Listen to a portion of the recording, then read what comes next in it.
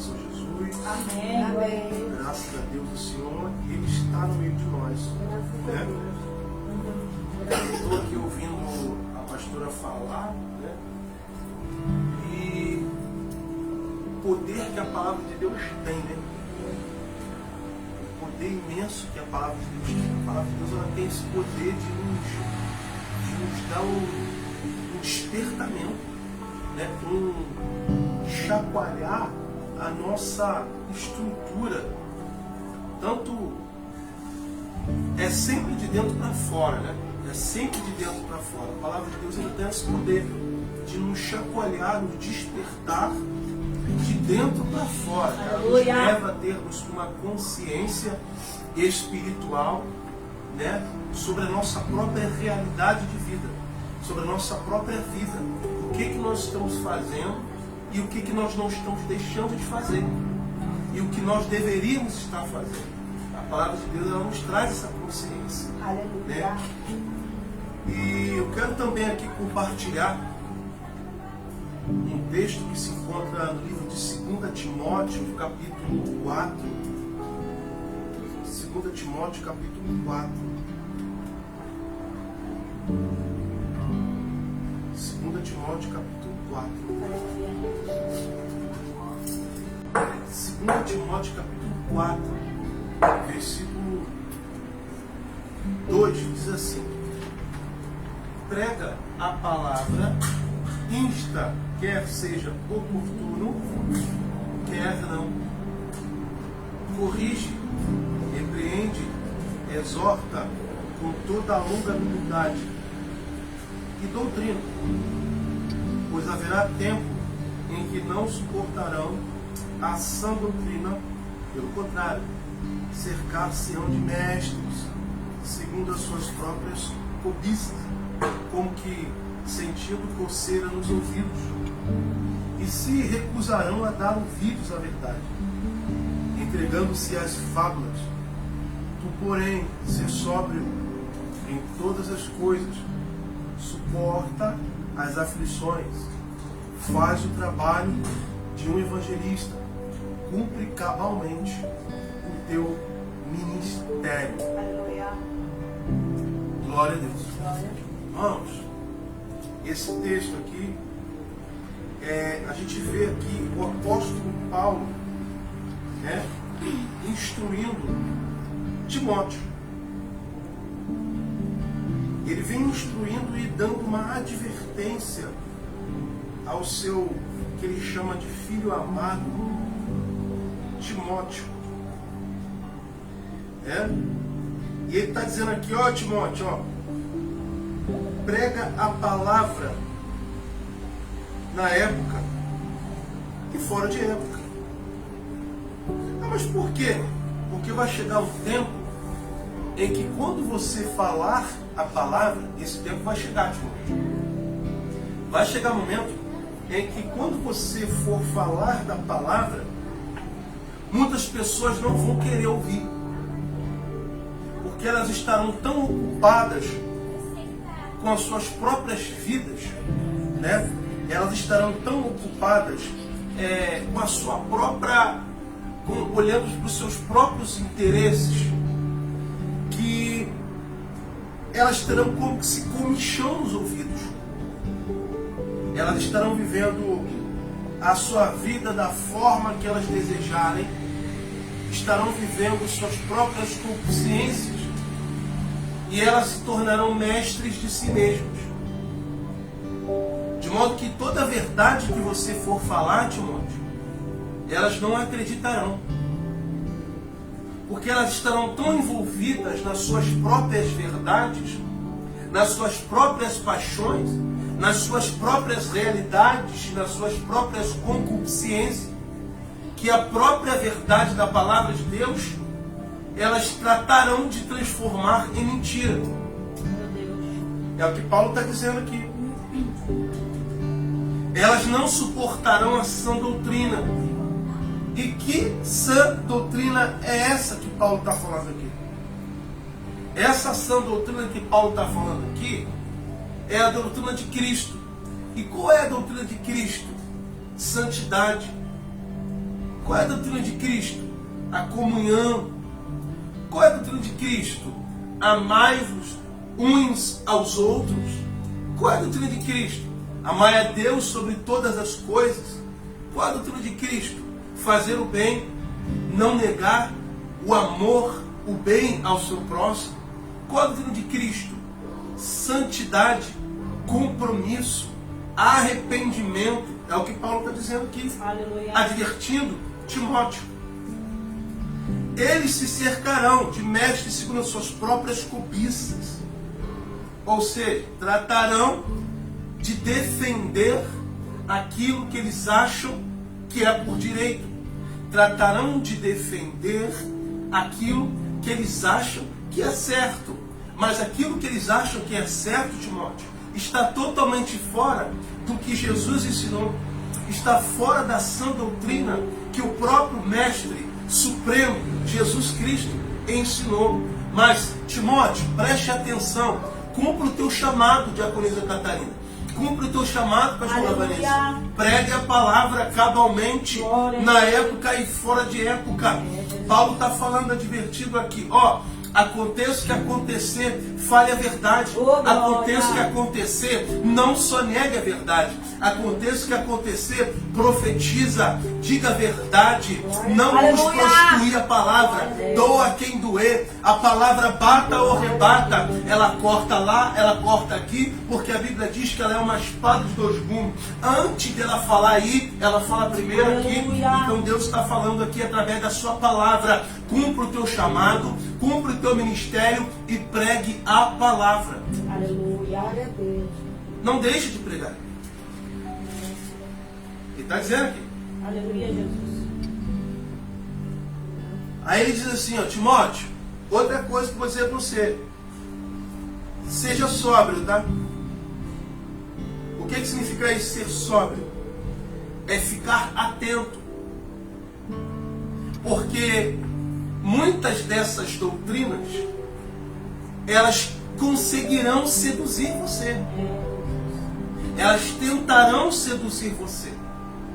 Que doutrina é essa? Doutrina de demônios. Falsas profecias. Falsos profetas com seus encantamentos, com seus feitiços. Eles tentarão seduzir vocês. É o que Paulo está dizendo aqui. E outra coisa, suporte as aflições por causa da verdade, tá? Meu Deus. Por causa da verdade, algumas pessoas vão se afastar de você. É verdade. Por causa da verdade, muitos não vão querer andar do teu lado. Por causa da verdade, algumas pessoas vão tentar difamar, vão criar alguma coisa com o teu nome, com a tua imagem. Por causa da verdade, algumas pessoas não vão querer falar contigo. Algumas pessoas vão querer criar contendas, vão querer criar calúnias com o teu nome. Aí ele vai dizer assim, ó, suporta essa aflição, faz o trabalho, continue, passe por cima disso, mas jamais deixe de falar o quê? A verdade. Glória a Deus. Jamais deixe de falar a verdade. É o que Paulo está dizendo aqui. E é esse ensinamento que através do Espírito Santo de Deus trazemos hoje para nós. Não vamos parar de falar a verdade. Em nome de Jesus. Não devemos parar de falar a verdade. Glória a Deus. A igreja do Senhor, a noiva do Senhor, não é um lixão. A noiva do Senhor não é um lixão. A casa do Senhor é chamada de casa de oração. Aleluia. A noiva do Senhor, ela é chamada de noiva do Cordeiro. Tem uns aí que dizem que igreja é lixão. Tem uns aí que dizem que a noiva do Cordeiro é lixão. Não. Eu me repudio contra isso aí. A igreja do Senhor é casa de oração. E a Bíblia diz que as portas do inferno, elas não prevalecerão contra a igreja do Senhor. Aleluia, Nós glória a vamos Deus. avançar. Eu creio, Jesus. Obrigada, Senhor. Não é por multidão, não é por casa cheia. O que adianta Glória a ter Deus. casa cheia, igreja cheia e não ter a palavra, É Deus. e não ter a presença, não ter a unção, não ter a comunhão de Deus no meio? É verdade, Jesus. Jesus falou, é melhor serem dois, né? Dois, e comer o prato da honestidade. Melhor dizendo, quem disse isso foi Salomão em Provérbios. Ele diz, é melhor serem dois e comerem os dois no prato da honestidade do que ser uma multidão e se contaminar com as iguarias da mentira, Meu Deus, aleluia. da idolatria, da desonestidade, É. do suborno. Então Paulo está dizendo aqui, ó, suporta. Suporta, porque vai chegar um momento que você vai ser abandonado. Pode ter dias que vai ficar 3, 2, 4, 1. Suporta. Mas pregue a verdade, pastora. Pregue a verdade, diaconisa. Não deixe de falar a verdade. Aleluia. Continue dizendo que se você continuar no pecado da fornicação, você vai para o inferno. Se você continuar no adultério, você vai para o inferno. Se você permanecer na prostituição, você vai para o inferno. Se você continuar traindo tua mulher, com a mulher do vizinho, você vai para o inferno. Se você continuar na bebedeira, se você continuar fumando sua maconha, cheirando sua cocaína, você vai para o inferno. Se você continuar saindo daí e ir para o barzinho, beber uma cachaçinha e continuar nessa prática, você vai para o inferno.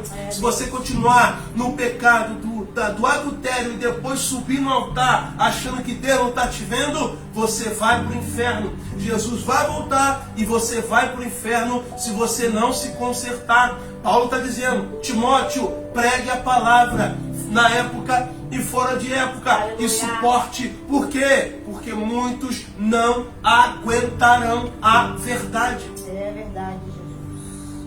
E é uma realidade. É verdade, Lucas. É uma realidade. Guarde essa palavra no teu coração, sabendo que contra ela, que é uma verdade, ninguém pode. Contra esta palavra que é uma verdade, ninguém pode. Não há nada que pode ser maior do que essa verdade. Nós poderíamos estarmos aqui em qualquer outro lugar, mas nós decidimos, porque Evangelho é um estilo de vida. É Deus. Evangelho é um estilo de vida. Evangelho é uma opção. Nós opcionamos, selecionamos sermos cristãos e carregamos essa cruz. Jesus falou assim, ó, aquele que quer me seguir, vamos cada um a sua cruz. Siga. Aleluia. Tem certeza que quer me seguir? É como Jesus olhou para aquele rico e falou assim, ele olhou para Jesus e falou, mestre, o que eu posso fazer para te seguir? O que eu faço para te seguir? Ele, você quer me seguir? Quero. Vende tudo que você tem. Dá aos pobres. Você acha mesmo que Jesus queria que ele vendesse tudo? Não. Jesus estava apenas provando o coração dele para saber a reação dele. Eu sempre digo que quando Jesus me faz uma pergunta, a sua resposta é sempre a sentença para você mesmo. É Deus. E a resposta que ele deu para Jesus, em silêncio, foi o quê? Virou as costas e foi embora. Talvez se ele dissesse assim, mestre, eu farei isso. Assim como Deus provou o coração de Abraão no monte Moriá. Você acha que Deus queria que Abraão sacrificasse o filho? Claro que não. Ele apenas estava provando o coração de Abraão. A mesma coisa ele fez com aquele filho. É verdade. Só que ele não entendeu. E aí o que ele fez? Perdeu a grande oportunidade de andar ao lado daquele que tem poder sobre todas as coisas. Aleluia. Perdeu uma grande oportunidade. Enorme. Jesus disse assim, ó. Bem-aventurado é aqueles que Não viram, mas crerão. Bem-aventurado aqueles que não me viram, mas crerão. Aleluia, Jesus Jesus. está falando, sabe de quem? De nós. É verdade. A gente não viu, a gente não estava lá, mas a gente crê. Graças a Deus. Aleluia, Jesus. Crê que onde estão 2 ou 3 reunidos, ele se faz presente. Aleluia. Falando em meu nome. Estamos aqui falando no nome de Jesus. Aleluia. Então guarde essa palavra no seu coração. Em nome de Jesus. Tá?